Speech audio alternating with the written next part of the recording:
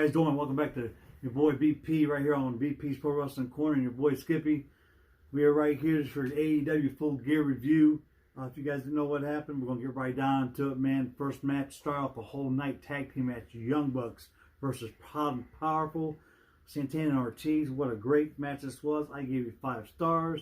Proud and Powerful ended up beating these guys, but the Rock and Roll Express was at ringside. If you remember a week ago on Dynamite, the Rock and Roll Express got decimated by Proud and Powerful.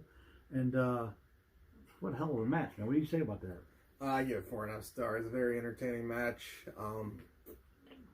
The Inner Circle is definitely very entertaining right now. Yeah, and it was a great match. At the end of the match, Rock and Roll Express, Ricky and Robert ended up getting a little payback with the whole Ricky Morton thing when he did that little spinning DDT into the ring, man, or not DDT, but power driver.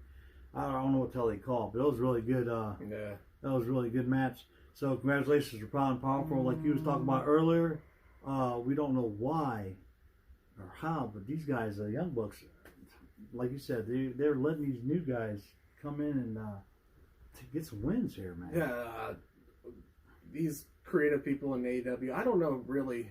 Like, I know Cody is like the kind of Vince McMahon, if you will, right, behind the scenes. Right, absolutely. But like, they're just putting people over that we haven't really heard of. Yeah. Or maybe, everybody knows who the Young Bucks are. Everybody knows who Santana Ortiz is. If you guys watch Impact Wrestling, they were formerly known as LAX. So, but I will say this, with like the Young Bucks, that everybody says, oh, they're the greatest tag team ever and all this, but they keep losing. At some point, that's got to stop.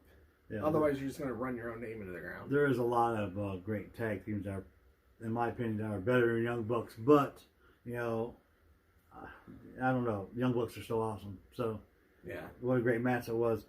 Second match came up. Your bastard Pac, formerly known as Neville, going 1-on-1 against Hangman Page.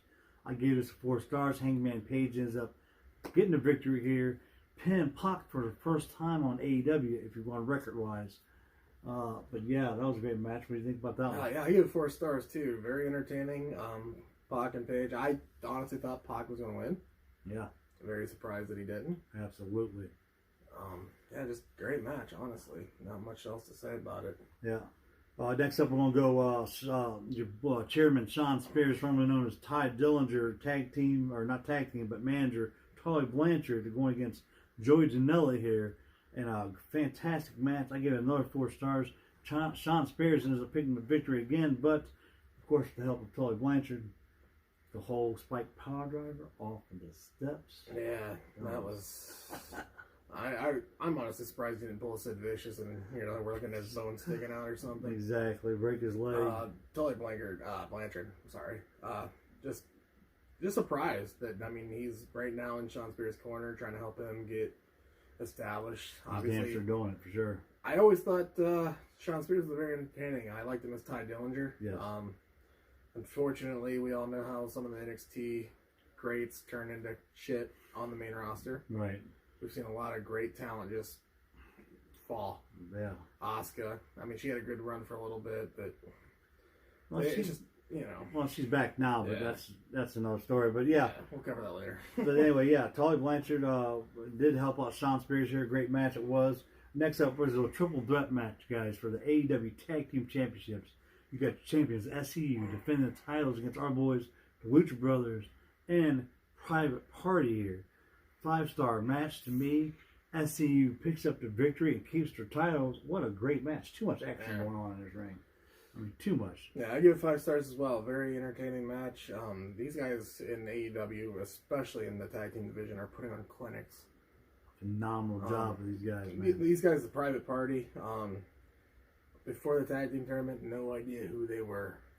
Now, I'm a huge fan. Yeah. Huge fan. The AEW version of our I knew the Lucha Brothers and obviously SCU. Yeah. But I didn't know. Great match it was for these guys. It was phenomenal. So, so next up, man, we're going to go women's championship match, man. Rio defending their women's title. This match of 4 stars. It was a great match. Rio did it and picked him with the victory here. Still your champion. And, man. I give it 4 stars. I didn't know who Emi Sakura or Rio were before the AEW started premiering. Just in general, the women's division needs some work. I agree with that. I will say, Emi Sakura, not a big fan of her, but hey, at least she's got good taste in music with Freddie Mercury and Queen, and trying to get the "We Will Rock You" kind of thing going. She had the whole mustache thing going. And... Rio, you're amazing. Just eat a cheeseburger or two.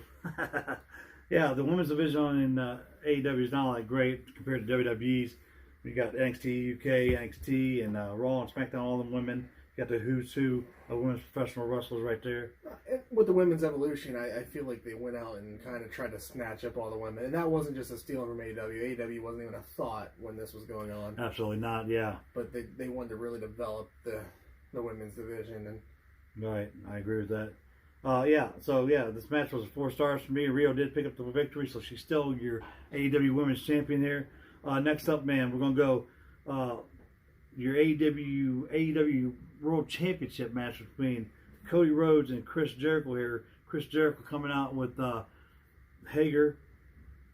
You know, if you guys don't know who that guy is, formerly Jack Swagger. Jack Swagger.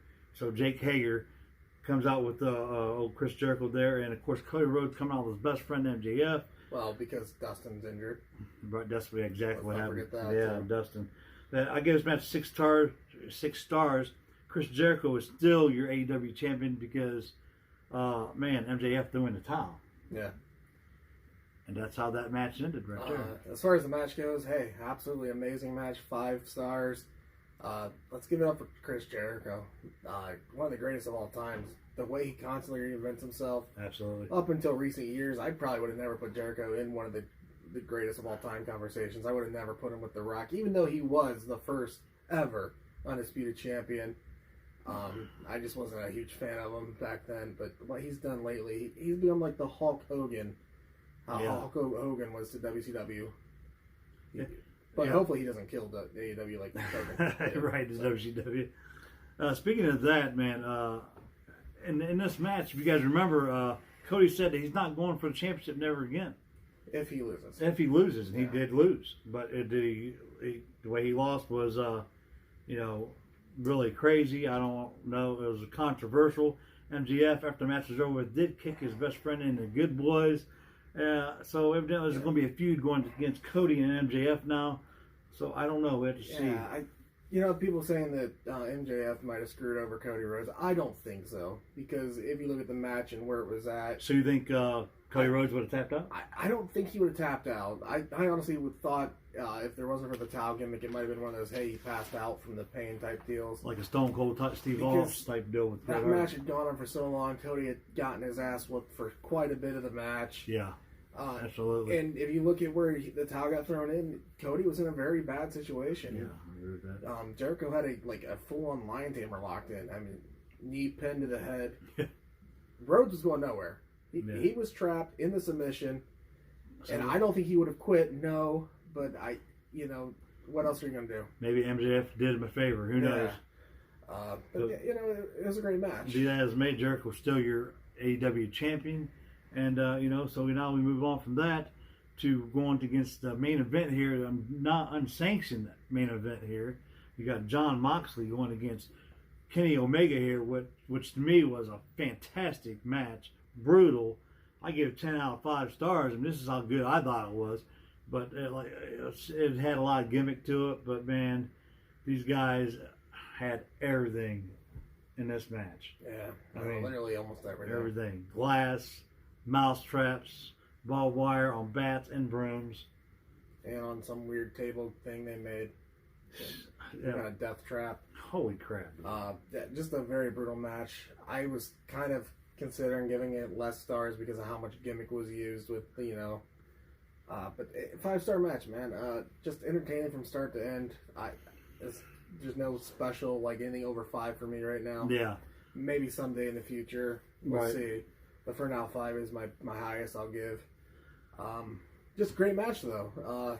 I was curious what they were going to do next from start to end. These sick bastards, what's next? Right. Moxley did pick up the victory here. Jon Moxley did win. It was a fantastic match. If you guys missed the pre-show, then you missed your girl, Britt Baker. Britt Baker definitely took on B. Priestley, and she won that match. Or was it no contest because of what happened? Britt Baker won. Britt Baker did end up winning, but Who, by the way, yeah. was not just fighting B. Priestley, but also the flu. So, Well, there you go. She's a doctor. yeah. No, she actually is a doctor, guys. To be honest with you, she really is. Yeah, dentist if you can. Whatever. Yeah. But anyway, Brandy Rhodes comes out with formerly known as Karma. You guys know her as Awesome Kong, and that was a little bit of damage there. So we'll see. Even took a lock of B. Priestley's hair. There you go. So I don't know what's going to happen there with that, but yeah, that right there, you guys. What a just phenomenal AEW pay-per-view, Full Gear. You know, there's nothing more I can say about it. It's a great show. Yeah. Real quick, I want to say the sickest part of that match from Moxley and Omega. Omega literally shoves the broken glass into Moxley's mouth and then kicks him square in the jaw. Dude, crazy. That was sick. I'm surprised he's not going to have some serious. I mean, he might need to call Britt Baker up. Yeah, there you go. But yeah, just great pay per view. Absolutely. I was saying, I'm a little skeptical about the price. I mean, so far all these pay per view specials have been great and probably worth the money.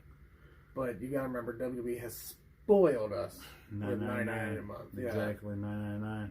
And yeah, but other than that, what a phenomenal pay per view it was. And hey, before we get out of here, though, we like to give a couple shout outs. One to our boy from Spirit Sector 1, and another one to the real role model, Mr. Rick Lieb, which laid his hand print on my boy Skippy here. Yeah, so, I had the privilege of meeting Rick. Awesome guy. Yeah. As you know, I might have taken a little shot at him last week, but it was all in good fun. No, yeah, no he knows disrespect. that too. No disrespect. A very, very nice guy. Yeah. Great local wrestler here in the Akron area. RCW, if you guys don't know what that is Rubber City Wrestling. You guys, if you guys know who they are and what they are about, please follow them and go to their events because man, they put on some good shows. And but yeah, other than that, shout out to you guys, you Spirit, and you Rick. But other than that, man, what a great pay-per-view this was, guys. Still some fingerprints There left. you go. But until next time, you guys, please remember to like, comment, share, subscribe to our channel, and always hit that post notification bell button up there so you can get all our stuff right here on the corner.